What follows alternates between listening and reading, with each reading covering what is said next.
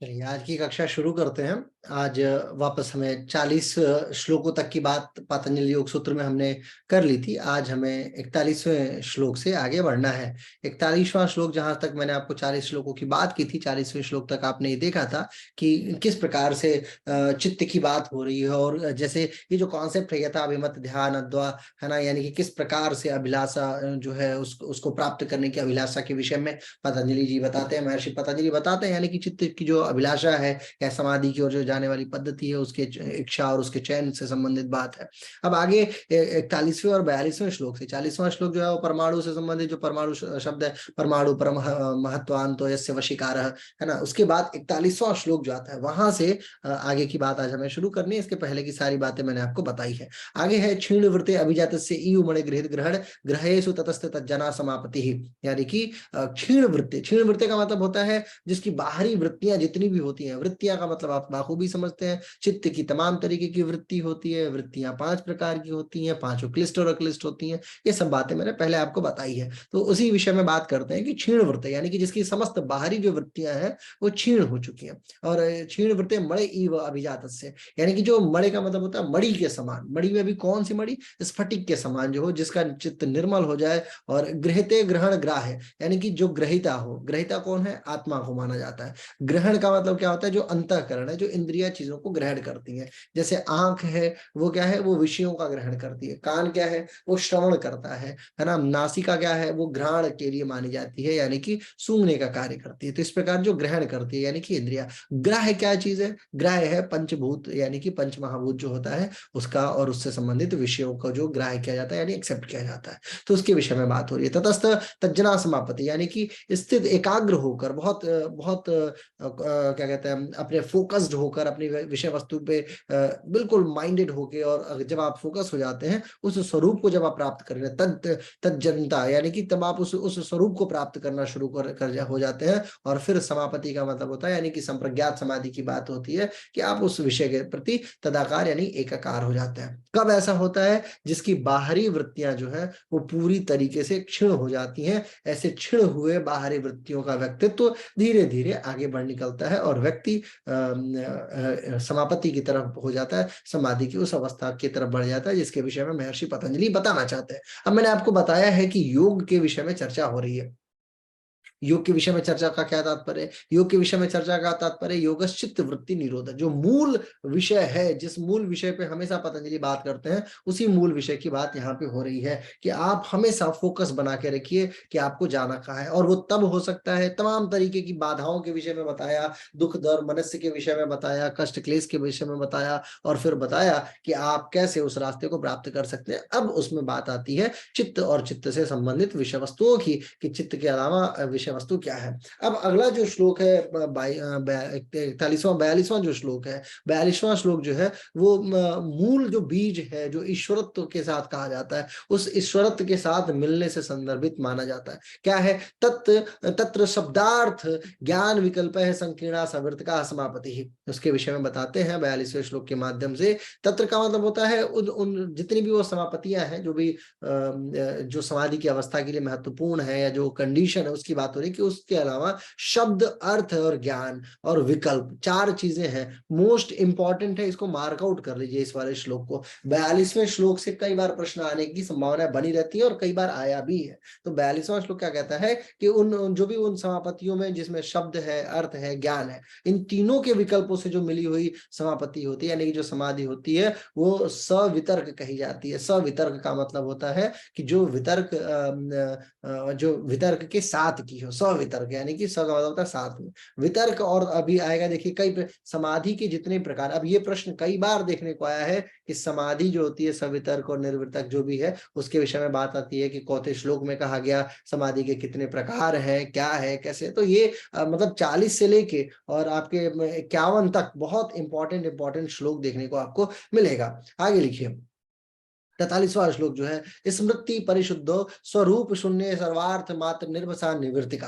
अब जो निवृत्तिका समाधि होती है, यानी सवितर्क और निर्वृतक समाधि जो है, उसके विषय की बात हो रही है कि निवितर्क समाधि का क्या स्वरूप है और कैसे वो आगे बढ़ती है। इसके विषय में बताया सवितर्क के विषय में। अब सवितर्क के लिए क्या है, शब्द अर्थ ज्ञान विकल्प इत्यादि की बात हो रही है ना। एक सेकंड जरा होल्ड रखना होगा,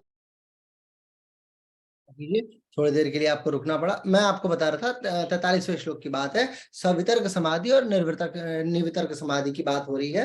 क्या है, स्मृति परिशुद्धो स्वरूप स्वरूप से शून्यवार्थ तत्र निर्वशा निवृत्तिका, यानी कि स्मृति की बात है। कैसे क्या है इसमें, इसका एक एक अर्थ हम लोग देखते हैं। स्मृति परिशुद्धो, स्मृति परिशुद्धो का मतलब होता है, स्मृति का मतलब होता है जो जो कॉन्सेप्ट आपके मस्तिष्क में है, जो माइंड से संबंधित विषय वस्तु है, उसके शुद्ध होने पे। परिशुद्धो का मतलब शुद्धता के आधार पे, जब वो विषय वस्तु शुद्ध हो जाती है। और किसकी, इसकी शुद्धता के विषय में भी दो बहुत महत्वपूर्ण बातें हैं। अब आप देखिए मस्तिष्क में कैसे थॉट्स आते हैं, अब थोड़ा इस पे डिस्क्रिप्शन है, क्योंकि ये 43वां जो है ना, ये निवितर्क समाधि जो होती है, निर्वितर्क भी इसको बोला जाता है, इससे संबंधित बहुत सारी बातें कही जाती हैं। अब मस्तिष्क की जो बात होती है परिशुद्धो, मस्तिष्क की शुद्धता के विषय में बात है कि किस प्रकार से ये शुद्ध होता है और कैसे ये विशुद्ध होता है, यानी कि अशुद्ध होता है। विशुद्ध और अशुद्ध में दो विषय वस्तु है। क्या, अब आगम जो होने वाला है, जो भी चीजें संभावित हैं, उस संभावनाओं को लेके भी इसके अशुद्ध होने की सामान्यतया संभावना ज्यादा होती है। और ये भी होता है कि कई बार ऐसा होता है कि जब आप किसी विषय वस्तु पे कार्य कर रहे हो और जो आपका अनुमान है, जो आप एक आइडिया लगा चुके कि नहीं ये हो रहा है, अपने पिछले अनुभवों के आधार पे, उससे भी बहुत सारी गलत विषय वस्तु आ जाती है। अब जैसे मान लीजिए नेट का एग्जाम ही है, आपने ये देखा कि पिछली बार का अनुभव आपका था कि अधिकतर लोग नेट का एग्जाम नहीं निकाल पाए। अब आपकी विषय वस्तु में जब ये बात आ जाएगी कि उन्होंने बहुत तैयारी की फिर भी नहीं निकला, तो मेरे से क्या ही निकलेगा। ठीक है, अभी यूपीएससी का रिजल्ट आया, बहुत सारे लोग जो थे वो निगेटिव हो चुके होंगे। अभी जितने ये इंटरव्यूज वगैरह आ रहे हैं, जो लोग इंटरव्यू देख रहे हैं, वो टॉप कर गया, उनका ये कर गया, उनके पिताजी ऐसे थे तो भी वो कर गया, वो रेड मतलब वहां पे लाइट में पढ़ के, सड़क की लाइट में पढ़ के पास किया। तो लेकिन अब इससे लोग मोटिवेट भी होते हैं और कई बार इससे डिमोटिवेट भी होते हैं। तो वो जो शुद्धता की बात है, पतंजलि इसके विषय में बताना चाहते हैं कि स्मृति के शुद्ध होने, यानी आगम और अनुमान के शब्द और ज्ञान से रहित हो जाने पर शून्य हुई जैसी जो केवल ध्यान की, जो ध्येय की अवस्था हो जाती है, उस स्वरूप को प्रत्यक्ष कराने वाले जो चित्त है, जो उस स्वरूप का प्रत्यक्ष ज्ञान करा सके, उसको ही निर्वितर्क समाधि कहा जाता है ना। अब बात क्या है, बात यह है कि स्मृति का शुद्ध होना। अब स्मृति के शुद्ध होने में आपका थॉट प्रोसेस, जो भी आप पहले जानते थे, जो भी जानते हैं, या जो भी जानने के लिए प्रयासरत थे, जब वो सारी चीजें, वो सब ज्ञान इसे शून्य हो जाती हैं, अपने रूप से शून्य हुई जैसी हो जाती हैं, केवल ध्येय आपका अर्थ स्वरूप में बचा रहता है। अब ध्येय का मतलब क्या, कई बार ऐसा भी होता है, अगर ये सामान्यतः प्रश्न उठता है कि कोई कैसे ये बात कह लेगा, अगर मान लीजिए सारा ज्ञान ही शून्य हो जाएगा तो व्यक्ति के जहन से तो ये भी बात समाप्त हो जानी चाहिए कि हम कैसे समाधि की तरफ आगे बढ़ निकलेंगे। लेकिन अब समाधि की तरफ जब ये भी बात शून्य हो जाएगी तो फिर उद्देश्य ही समाप्त हो जाएगा। इसके विषय में बात ये कही जाती है कि अर्थ मात्र, यहाँ पे देखिए एक शब्द आता है कि स्वरूप शून्यवार्थ मात्र निर्भसा, यानी कि सिर्फ स्वरूप का अर्थ जो है वो मूल रूप से बना रह सकता है, बाकी तमाम चीजें जो है वो शून्य हो जाती हैं। वो जो अर्थ है, जो स्वरूप की स्थिति को का प्रत्यक्षीकरण ज्ञान कराने वाला है, यानी जो चित्त की वास्तविक स्थिति है।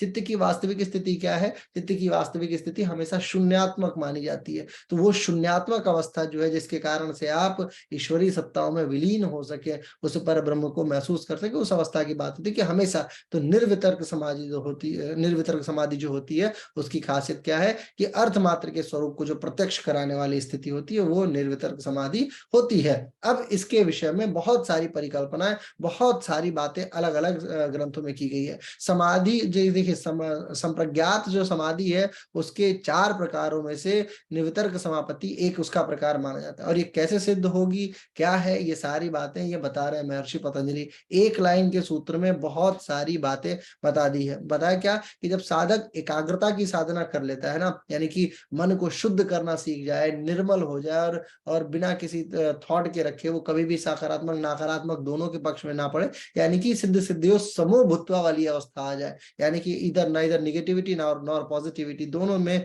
वो सामान्य बना रहे, वो स्थिति प्राप्त कर ले। उस स्थिति को प्राप्त करने के उपरांत जब वो तमाम विषय वस्तुओं से शून्य हो जाएगा, ऐसी कंडीशन में जो समाधि उसे प्राप्त होगी वो निर्वितर्क समाधि के तहत आएगी। अब इसमें आपकी ज्ञान इंद्रियों का सिद्धांत, कर्म इंद्रियों का सिद्धांत, पंच महाभूतों का सिद्धांत, ये सब डिमोलिश हो जाता है एक सूत्र के तहत।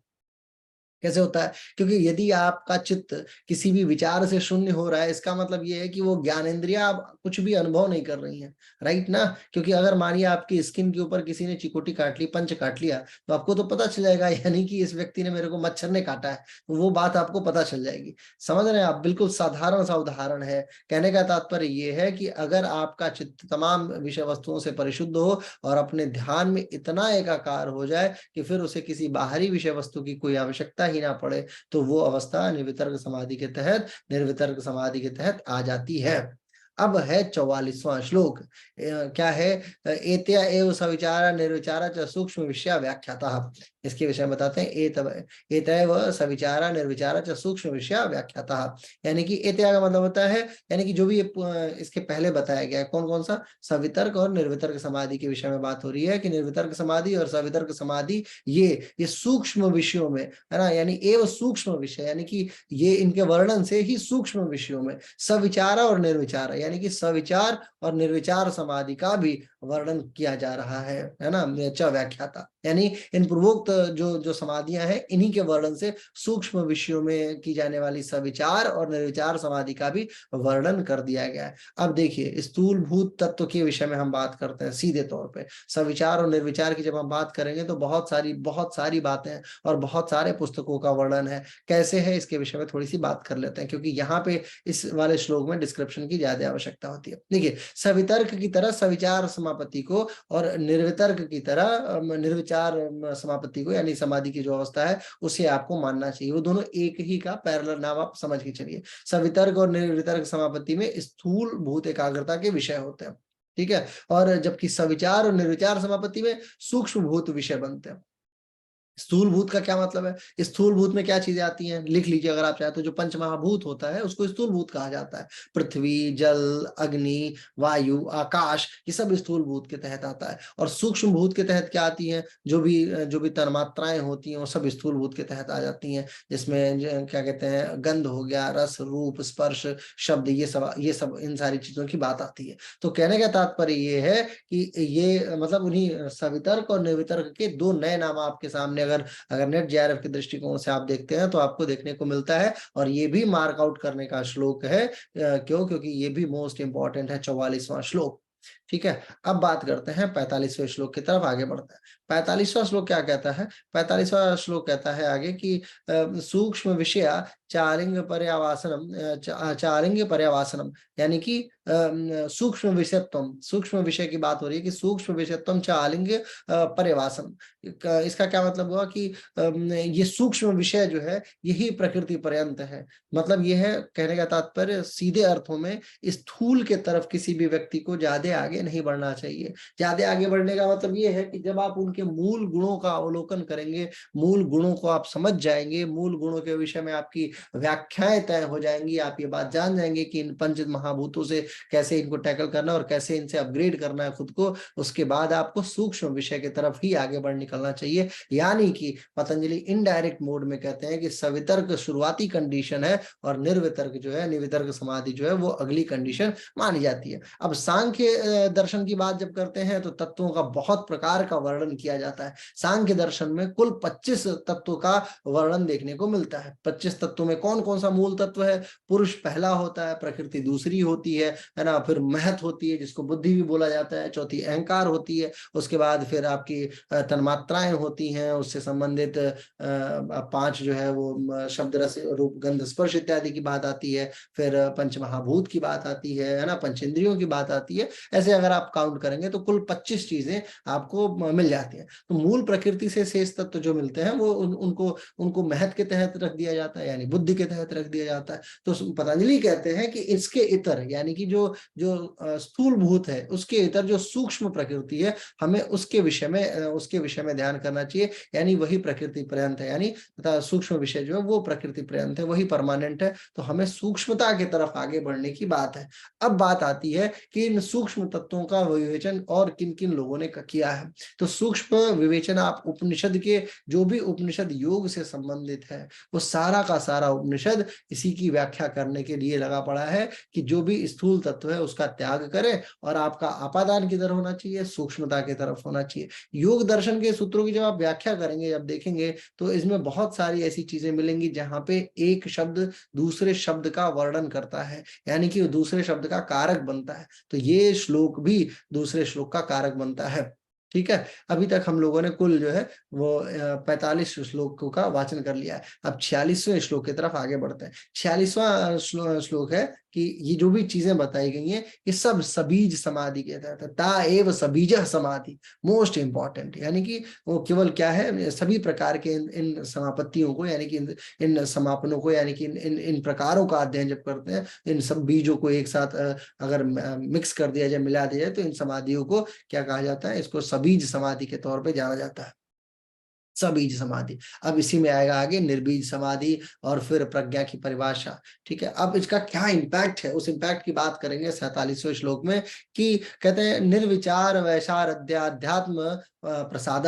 47वां श्लोक है। 47वां श्लोक क्या है, 47वां श्लोक कहते हैं 46 और 47, 47वां श्लोक कहते हैं कि चिंतन के इस प्रकार पर जो भी सिद्धि होती है ना, यानी कि चिंतन के इस स्तर पर जो प्राप्त सिद्धि होती है, ऐसी अनुकूल परिस्थितियां उत्पन्न हो जाती हैं, ऐसी स्थिति आ जाती है कि आत्मा का प्रकाश स्वयं ही प्रज्वलित हो उठता है और अपनी जो भी सीमाएं हैं उन सारी सीमाओं को आलोकित कर देता है। इसके विषय की व्याख्या है निर्विचार वैशारद्य आध्यात्म प्रसाद। निर्विचार के विषय में देखिए पतंजलि ने नो डाउट ये बातें की हैं कि सवितर्क समाधि नाम की भी कोई चीज होती है, लेकिन उनका फोकस किसके ऊपर ज्यादा है, वो है निर्वितर्क समाधि, निर्वितर्क समाधि, या फिर जिसको निर्विचार भी कहा जाता है। उनका फोकस अधिकतर इसी के ऊपर है, ज्यादातर वो बातें इसी विषय वस्तु से बताएंगे। सवितर्क को इंट्रोड्यूस किया हुआ, यानी कि शुरुआती कंडीशन में जब आपको जाना है तो सवितर्क आपके लिए इनिशियल स्टेज पे इंपॉर्टेंट हो सकती है, but end of the point आपको कहाँ जाना है, सूक्ष्म भूत में आपको प्रवेश करना है। और वास्तविकता भी है, जितने भी आप पुराण उठा के देखिए, सारे पुराण इस विषय में बात करते हैं कि ये पंच महाभूत से बना हुआ शरीर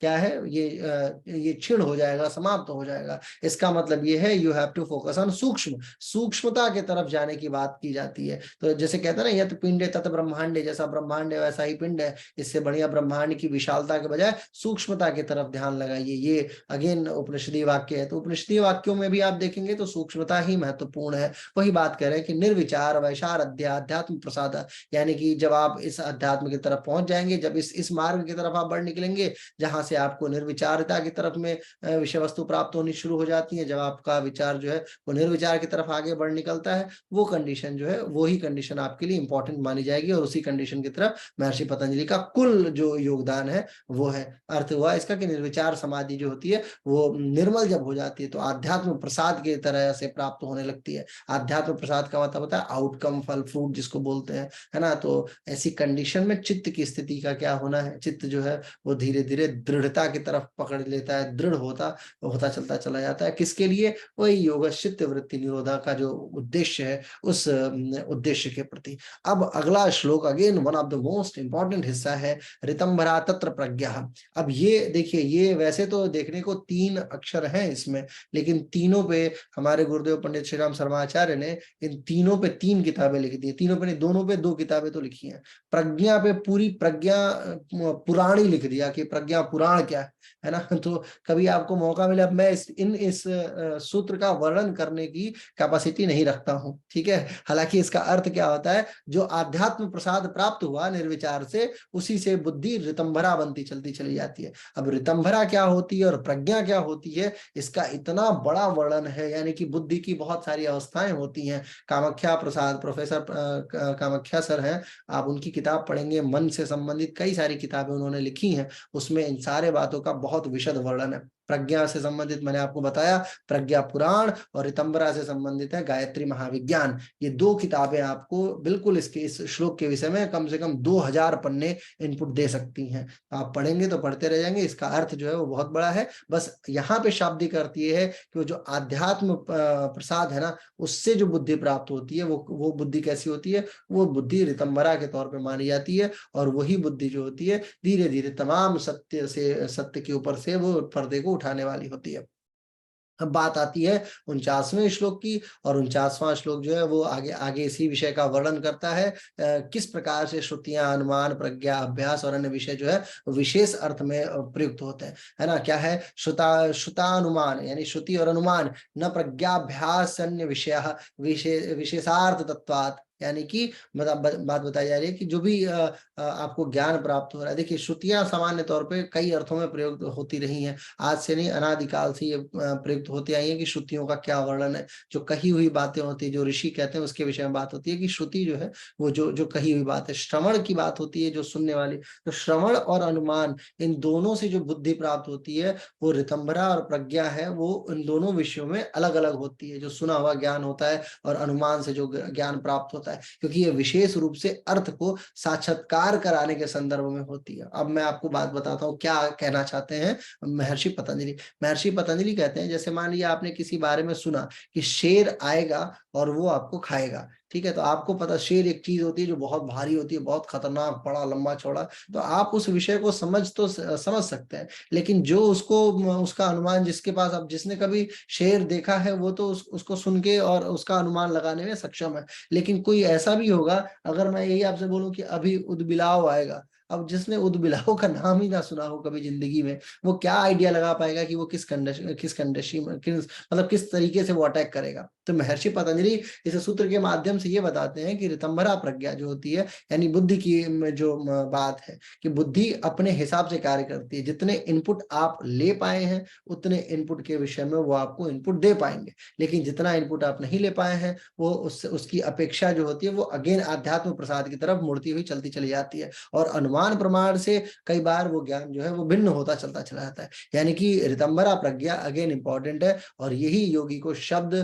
प्रमाण और अनुमान प्रमाण इन दोनों के ज्ञान से अतिरिक्त कुछ प्रेरणाएं प्रदान करती है, और फिर योगी धीरे धीरे आगे बढ़ता चला जाता है। व्हाट ही नीड टू से, वो क्या कहना चाहते हैं कि योगी जो है और जो साधक होता है वो ऋतंबरा प्रज्ञा की जो कुलबुलाहट है, जो उस विषय वस्तु की बात है, वो धीरे धीरे वो अनुभव करना शुरू कर देता है। यानी कि वो अब अनुमान बेस्ड नहीं रह चुका है, उसके पास कोई सिर्फ अनुमान नहीं है, उसकी एक स्पेसिफिक जो प्रज्ञा बुद्धि होती है, जो सुपर नेचुरल पावर, जिसको थॉट प्रोसेस की सुपर नेचुरल पावर कहा जाता है, प्रज्ञा बुद्धि, वो अब आध्यात्मिक प्रसाद के तौर पर प्राप्त हो चुकी है, और वही उस विषय वस्तु को आगे बढ़ाने में सक्षम बनाती है। यानी कि धीरे धीरे आप देखेंगे तो जो व्यक्ति है वो बीज रहित समाधि का अनुभव करने के लिए अतीत और वर्तमान की तमाम धारणाओं को छोड़ता चला जाता है, माफ कीजिए, ठीक है। मतलब जो पिछली धारणाएं थी, पिछले जन्म की जो धारणाएं थी और जो वर्तमान की धारणाएं हैं, इन दोनों धारणाओं को धीरे धीरे व्यक्ति आराम से, स्थिरता से त्याग करना शुरू कर देता है। हालांकि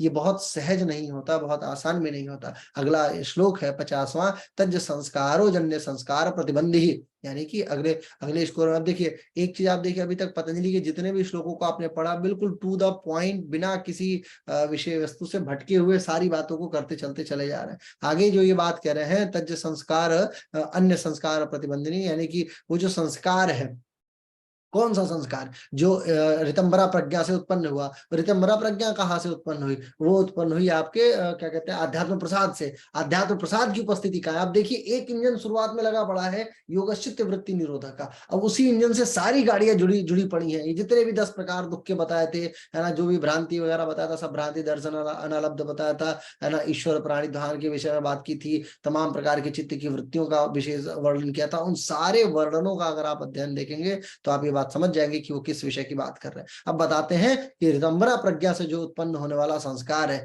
वो दूसरे संस्कारों को रोकने वाला होता है। गजब की बात है ये। यानी कि जो दूसरा संस्कार कौन सा है, दूसरा संस्कार का मतलब जिसके कारण से आप अपने विषय से वीतराग विषयों की तरफ आगे बढ़ निकलते हैं, जिस विषयों के कारण से आप विषय से बाहर हटना शुरू हो जाते हैं, उन विषयों को रोकने वाला होता है। यानी कि ऋतंबरा प्रज्ञा को विशेष महत्व दिया जा रहा है। तस्यापि निरोधे सर्व निरोध निर्बीज समाधि, यानी कि सिर्फ उसके यानी कि उसके निरोध हो जाने पर ऋतंभरा प्रज्ञाजन्य संस्कार जो है उसके पूर्ववत का या उसके उपरांत का जो भी संस्कार है, जब एक बार वो निरोध हो जाए तो उसके बाद उसके निरोध होने के कारण सारी चीजों का निरोध हो जाता है और फिर निर्बीज समाधि हो जाती है। यानी कि जितने भी अन्य संस्कार है, जो भी ऋतंभरा प्रज्ञा के कारण भी अब जो प्राप्त हो रहा है वो भी जब समाप्त हो जाए, उसके बाद आपको एक समाधि प्राप्त होगी जिसको सामान्य तौर पर निर्बीज समाधि के नाम से जाना जाता है। और इसी श्लोक के साथ महर्षि पतंजलि चले जाते हैं पानी पीने के लिए। फिर बोलते हैं कि अब आज की कक्षा को यही समाप्त करेंगे। कल की कक्षा यानी कि साधन पाद को हम आपके समक्ष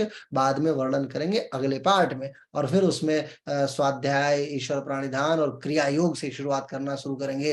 तप स्वाध्याय ईश्वर प्राणिधानानि क्रिया योग, अगेन मोस्ट इंपॉर्टेंट। साधन पाद के सारे श्लोक बहुत हद तक इंपॉर्टेंट माने जाते हैं। पहला जो था उसमें चित्त की वृत्तियां, साधन प्रसाद, यही ऋतंभरा प्रज्ञा, 2-3 प्रकार की समाधि, इन्हीं का वर्णन मूल तौर पे देखने को मिलता है। लेकिन दूसरा और तीसरा अध्याय नेट जेआरएफ वालों को बड़ा बड़ा फेवरेट, मैं देखा हूँ कि बहुत फेवरेट लगता है, क्योंकि इसी में से सबसे ज्यादा सवाल इसी में से निकाल देते हैं। ठीक है ना। तो क्लेश का प्रकार, उसके बाद फिर अविद्या का प्रकार जो भी है, राग इत्यादि, इन सब का प्रकार जो है, अविद्या, अस्मिता, राग, द्वेष, अभिनिवेश, क्लेश इत्यादि इत्यादि बातें आपको आगे देखने को मिलती हुई चलती चली जाएंगी। और फिर आप उस आनंद को भोग पाएंगे जिस आनंद के हकदार आप हैं, जो आगे आने वाले 2-4 दिनों में आपको मिलेगा, यानी कि नेट की परीक्षा के साथ।